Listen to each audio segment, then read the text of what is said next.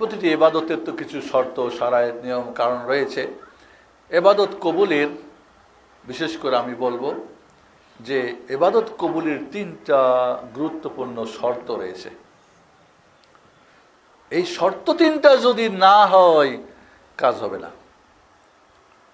1 নম্বর শর্ত কি? সঠিক ঈমান।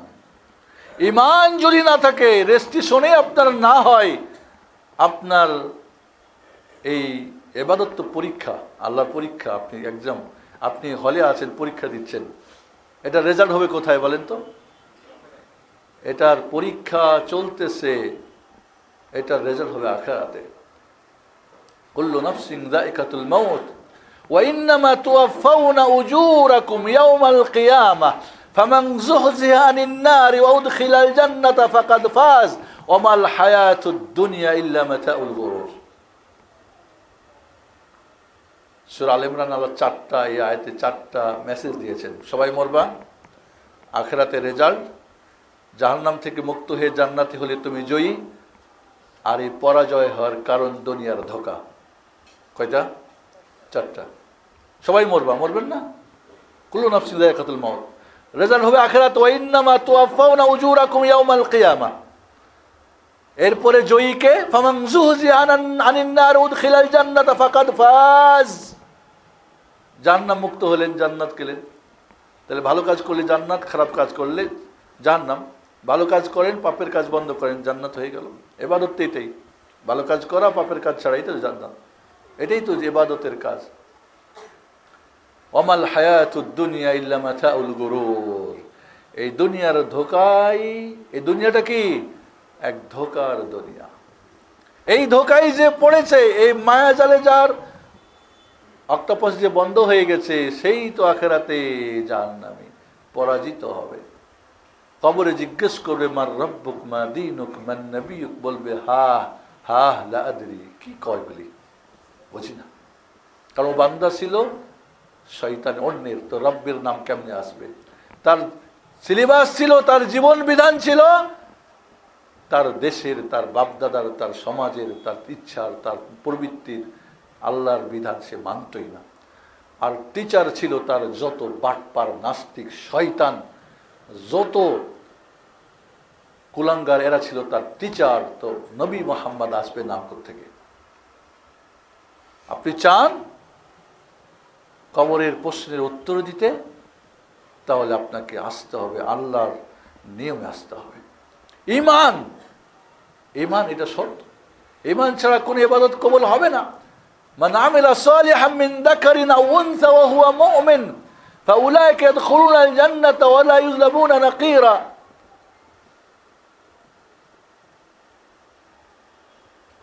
মান আমিলা সালিহাম মিন যাকারিন আও উনসা ওয়া হুয়া মুমিন ফাউলাইকা ইয়াদখুলুনাল জান্নাতা খালিদিনা ফিহা। আল্লাহ রাব্বুল বলছেন, যারা মুমিন নারী পুরুষ ঈমান অবস্থায় আমল করবে তারা জান্নাতে প্রবেশ করবে। তাহলে ঈমান ছাড়া আমল কবুল হবে না। ঈমান ছাড়া কোনো, কারণ রেজিস্ট্রেশন নাই আপনার। আপনি পরীক্ষা দিয়ে যদি খুব ভালো পরীক্ষা দিয়ে খাতা জমা দিয়ে আসেন বোর্ডে, আপনার রেজিস্ট্রেশন নাই, রেজাল্ট আসবে? ঈমান নাই মানে আপনার আল্লাহর কাছে আপনার নামই নাই, প্রশ্নই উঠে না আপনার। এই জন্যে কাফের মুশরিক যারা, তাদের কোনো আমল কিয়ামতের দিন ওলামারা বলেছেন, কেউ বলছেন মাপা হবে না, হিসাব তো হবে না, মাপা হবে। কারণ কার কতটুক জাহান্নামের পরিমাণের সেটা তো নির্ধারণ করতে হবে।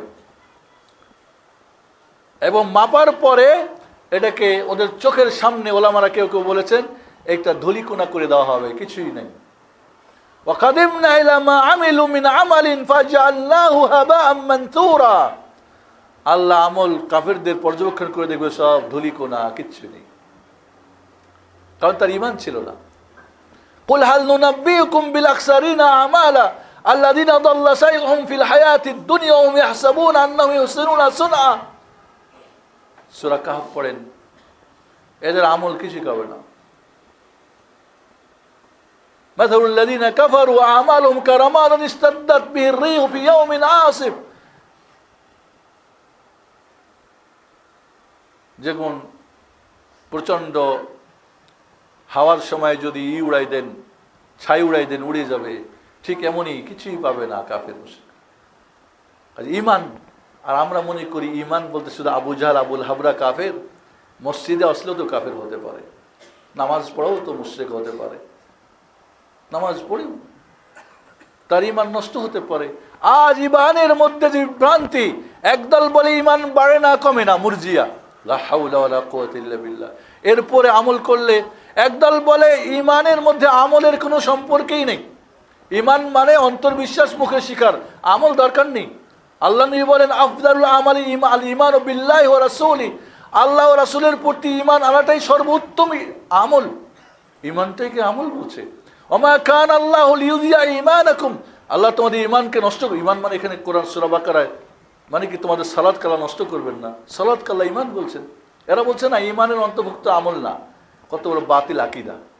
এবং এই মুরজি আকীদার অধিকাংশ আমাদের ভারত মহাদেশের মধ্যে সাধারণ না, যারা অসাধারণ তারা এই পোষণ করে, বলে ঈমান বাড়ে না কমে না, লা ইয়াজিদু ওয়া লা ইয়ানকুস, ঈমান বাড়েও না কমে না। এই আকীদা, এই ঈমান আকীদা মানে কি, যেই আল আকীদা হুয়াল ঈমানুল জাযিম লা তাতারাকু ইলাইহি শাক্কুন ওয়ালা শুবহা, যেই বিশ্বাসের মধ্যে কোনো প্রকার সন্দেহ, সংশয়, কপটতা, মুনাফিকি থাকবে না, সেই মজবুত ঈমান। আজ ঈমান বাড়ে না কমে না, ঈমানের মধ্যে আমল নেই। আজকে কত দল খারেজি দল, এরা বলে কুফরি মানে বড় কবিরা গুনাহ করে মরে গেলেই জাহান্নামী, আল্লাহর প্রতি জাহান্নাম দেওয়া ওয়াজিব হয়ে যায়, নাউজুবিল্লাহ। ফতোয়া আল্লাহর উপরে দেয়, কয় কেউ যদি কবিরা গুনাহ করে তওবা ছাড়া মারা যায় তো আল্লাহর প্রতি ওয়াজিব হয় তারে জাহান্নামে চিরস্থায়ী বানানো। ফতোয়া শুধু জিনিন সারেন না, মুফতি সাকালাইন না, মুফতি আলাল্লাহ, নাউজুবিল্লাহ, তাআলা আল্লাহু আম্মা ইউশরিকুন। বন্ধুরা, ঈমান ধ্বংসী, আল্লাহ সর্বত্র বিরাজমান, আল্লাহ নিরাকার, নবী নূরের, হায়াতুন নবী আউলিয়া, আলিমুল গায়ব, নবী রাসূল ইত্যাদি ইত্যাদি আমাদের ফানা ফিল্লাহ অমুক তমুক আবু জাহল আবুল হাবদের চাইতো ঈমান বিধ্বংসী কার্যক্রম আমাদের আকীদা বিশ্বাসের মধ্যে রন্ধ্রে রন্ধ্রে ঢুকে আছে। আমল করে কোনো কাজ হবে? আবু জাহল আবুল হাবরা হজ উমরা করতো না? কয়টা হজ করেছেন? কয়টা হজ করেছেন? আবু জাহল তো প্রতিবারই হজ করতো, ওমরা তো চাইলেই করতো, কুরবানি তো দিত, আকিকা তো দিত, আর আশুরা রোজা রাখতো, সালাতও পড়তো, যদিও সালাতের করতো নাকি? মিল্লাত ইব্রাহিম, আরে আপনারা তো দাবি করছেন অমুক অমুক অমুক বিভিন্ন নামে, আপনাদের নাম আছে না, নকশাবন্দি, চিস্তি, অমুক তমুক, ওরা তেমন বলতো না, অত বলতো ইব্রাহিমী, মিল্লাত ইব্রাহিমী, ইব্রাহিমী দাবি করতো তারা। আপনারা দাবি কি কাজে আসবে যদি আবু জাহল আবুল হাবের দাবি না আসে? ঈমান গড়বড়, কোনো কাজ হবে না, আপনার কোনো আমল কবল হবে না। এই জন্য বন্ধুরা, ঈমানটা আপনার সঠিক আকীদা হতে হবে। আমাদের আকীদা যেমন ঠিক হতে হবে, মানহাজও ঠিক হবে। আকীদা কি ভিতরে, মানহাজ কি বাইরে, কার্যক্রমে। আকীদা ফাউন্ডেশন বিশ্বাসের জগতে, আর মানহাজ হলো আমলের জগতে। আমল আম শব্দ, মানহাজ আপনার আখলাকে মানহাজ, আপনার ইবাদতে মানহাজ, আপনার কথাবার্তায়, চলায় ফিরায়, লেবাস পোশাক, উঠতে বসতে, সব কিছুর মধ্যে মানহাজ, মুআমালাতে মানহাজ। আকীদা যদি ধ্বংস হয় কোনো কিছুই কাজে আসবে না। বন্ধুরা, আজ আকীদা বিধ্বংসী আমাদের কার্যক্রম, গ্রুপ, দল, মাযহাব কাজ করে যাচ্ছে ময়দানে। শিয়া রাফেজিরা ঈমান ধ্বংস করার জন্যে সর্বক্ষণ ইরানের 70টা স্যাটেলাইট চ্যানেল সরকারি, তার 30টা চ্যানেল শুধুমাত্র সহি আকীদার বিরুদ্ধে বলার জন্য। দেখেন না আজকাল আমাদের দেশে এক শ্রেণীর মানুষ সৌদি আরবের বিরুদ্ধে খুব বলা পছন্দ করে। একামতের দিন কায়েমের যারা বড় বড় বলি ছাড়ে, খারেজি এবং শিয়া রাফেজিদের দল, খারেজি এবং এদের সাথে যাদের সম্পর্ক, এরা সবাই দেখবেন ওদের সাথে বলি ওড়াই। কেন? আপনি কি জানেন যতই বড় ফাসিক ফাজির যতই বড় হোক, যদি তার ঈমান থাকে, আকীদা ঠিক থাকে, একদিন না একদিন জান্নাত যাবে। যারা পরিমাণ ঈমান থাকলেও জান্নাতে যাবে, কিন্তু ওদের আকীদা যেমন জঘন্য, যেগুলির মাধ্যমে জান্নাত তো প্রশ্নই উঠে না।